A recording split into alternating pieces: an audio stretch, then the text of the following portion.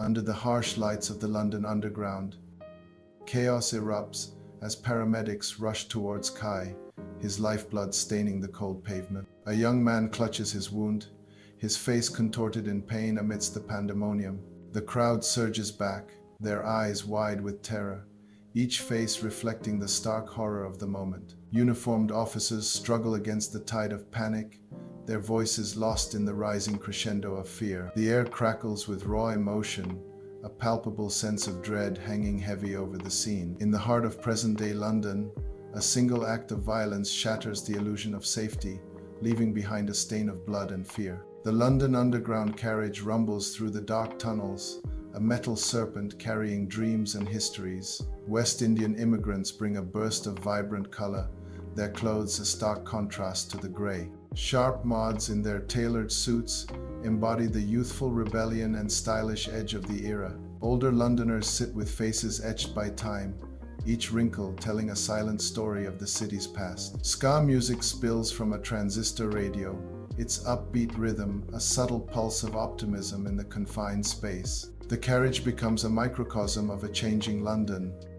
a blend of cultures and generations riding together into the future. Inside the bustling community center in 1975, youthful energy explodes as a diverse group rehearses a play. The stage is alive with vibrant costumes and makeshift sets, a testament to their collective creativity. Sharon, a teenage girl with a radiant smile, steps into the spotlight, embodying the hopeful spirit of the era. Her voice rings out, filled with passion, as she delivers lines celebrating London's blossoming multiculturalism. The air crackles with optimism, each gesture and word painting a vivid picture of unity and shared dreams. Brixton Market, 1981.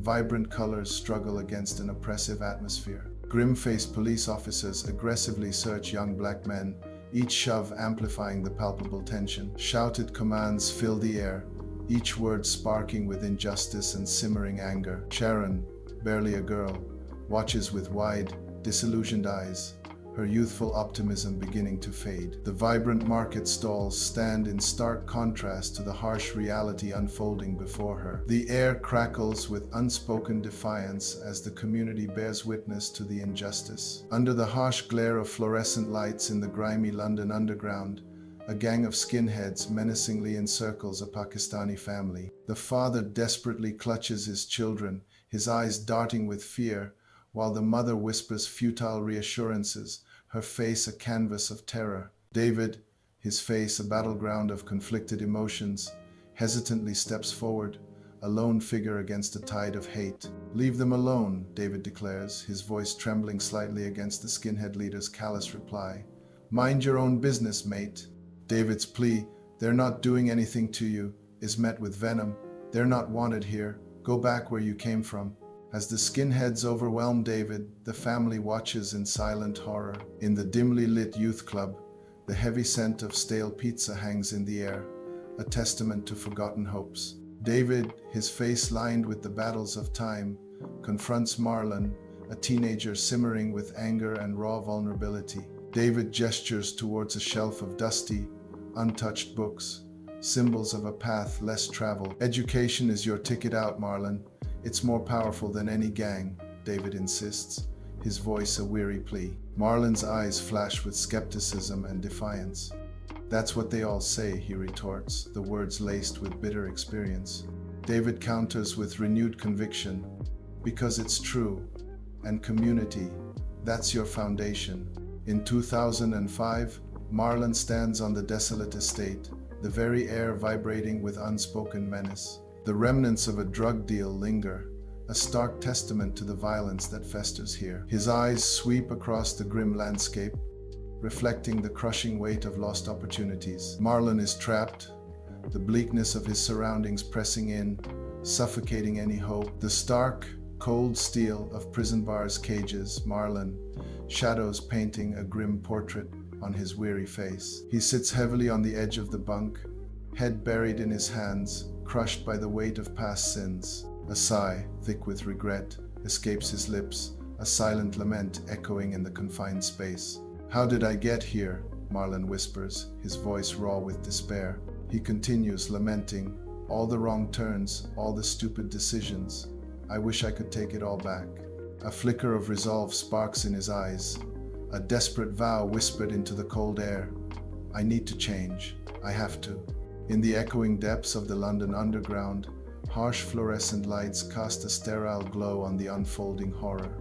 Kai, barely a teenager, watches with wide, terrified eyes as his brother, Mark, is trapped by the rival gang. A brutal dance of fists and feet fills the frame, each blow landing with sickening finality. Mark crumples to the ground, a defeated heap amidst the cold, uncaring tile. Kai's young face is a mask of rising fury, the seeds of vengeance planted in his heart. This moment, seared into his memory, forges the dark path he is now destined to walk. Sunlight floods the classroom, motes of dust swirling in golden rays, oblivious to the turmoil brewing within. Kai stares at his textbook, his brow furrowed in concentration, yet his mind is far away, replaying a haunting scene. His fingers drum a restless rhythm against the worn surface of his desk, betraying the storm of emotions raging beneath a calm facade. The memory of his brother's attack flares in his mind, igniting a surge of anger that tightens his jaw and darkens his eyes. A chilling wave of isolation washes over Kai, leaving him adrift in a sea of unspoken grief and simmering rage.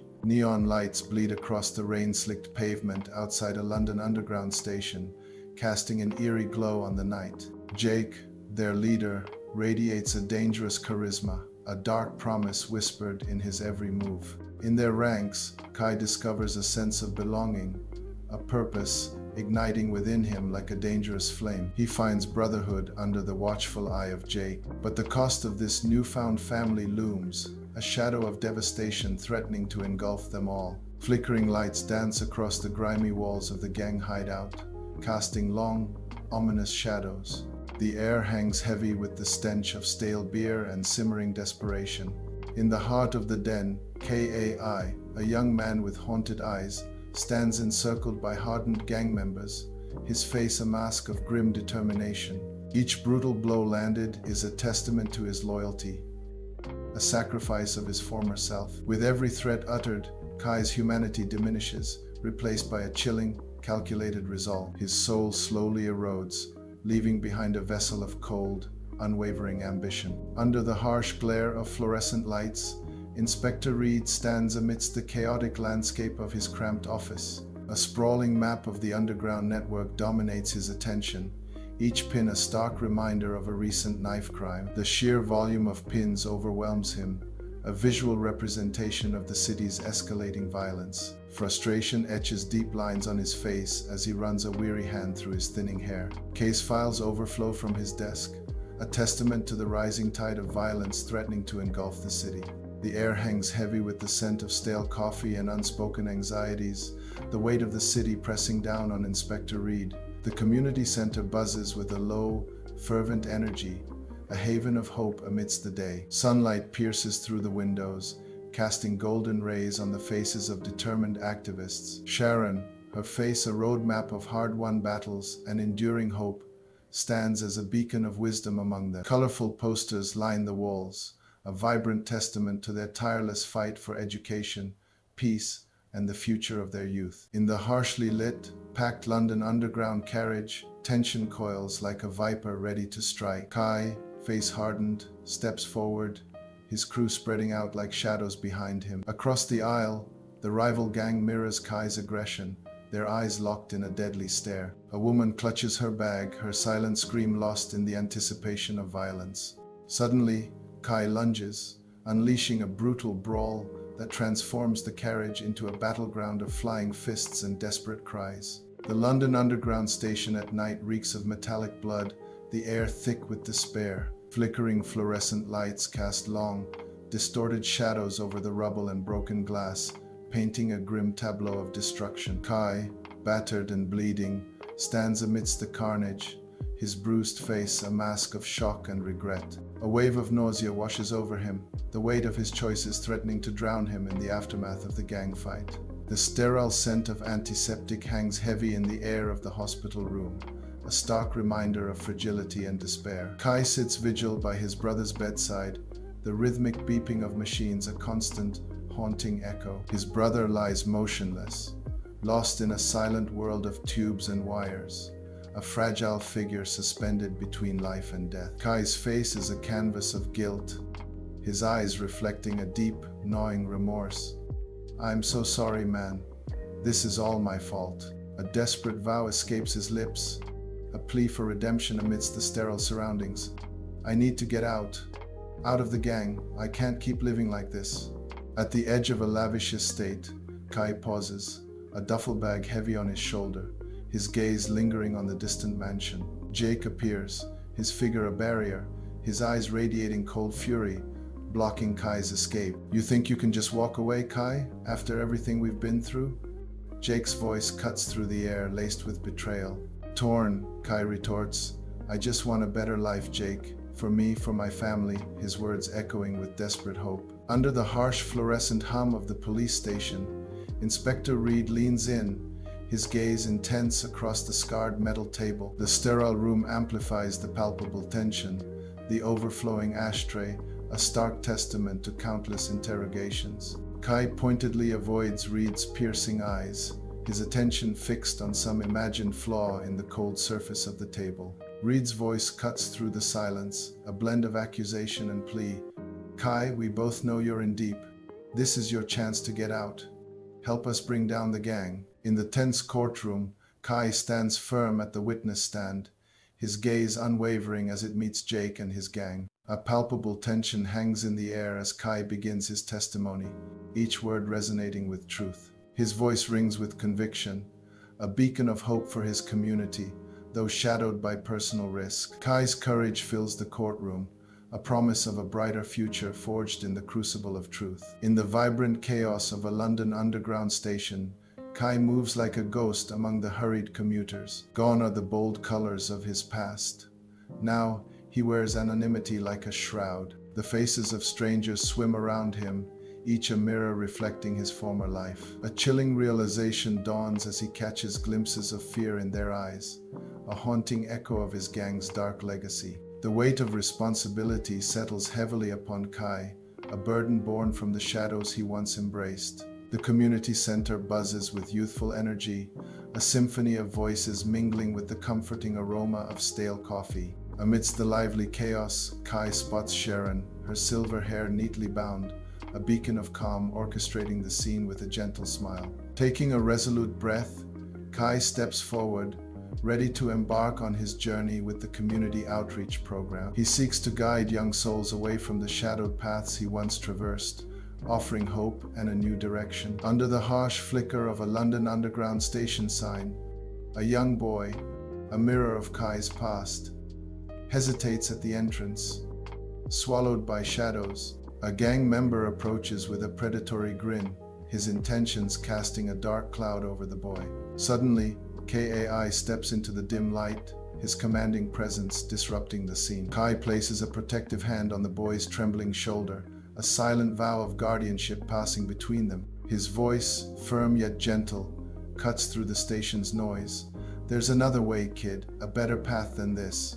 Inside the rattling subway car, fluorescent lights cast a sterile glow over a sea of Londoners. A palpable tension hangs heavy in the air, unnoticed by no one. Each face is a canvas of subtle anxiety, a silent testament to the lingering danger. The mundane setting of the London Underground belies the extraordinary dread that grips its passengers. At the mouth of a bustling London Underground station, Kai watches the ceaseless tide of humanity. The weight of the world seems to press down on his shoulders, his stance reflecting deep resolve. He stands as a solitary figure amidst the urban sprawl, a silent observer of life's relentless rhythm. His eyes reflect a profound understanding. The cycle of violence demands a collective reckoning. A low murmur escapes his lips, a vow against the chaos. "We have to do better." The echoes of his words blend with the rumble of the city, a promise hanging in the air.